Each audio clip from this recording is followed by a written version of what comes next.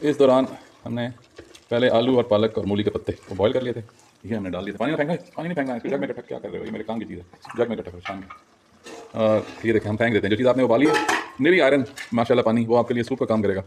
हम उसके बाद हमने इसमें से ये निकाल लिया, मसाला भुना, मसाला भुनने के बाद हमने थोड़ा थोड़ा करके जो लीव्स हैं ग्रीन्स हैं उनको भुना और मसाले को थिक किया। फिर हमने उसमें से लस्सी डाली ताज़ी टमाटर की जगह पे, और मसाले में हमने प्याज डाला, लहसुन डाला, मिक्स कुछ मसाले डाले और अदरक डाला, और थोड़े से इसी पालक के पत्ते मसाले में हमने भुने ताकि उसमें कंडेंस्ड टेस्ट जो है वो आ जाए।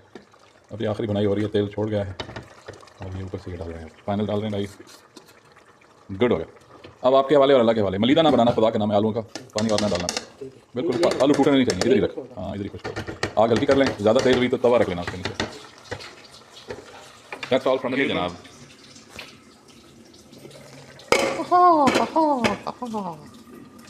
ये तो होना था।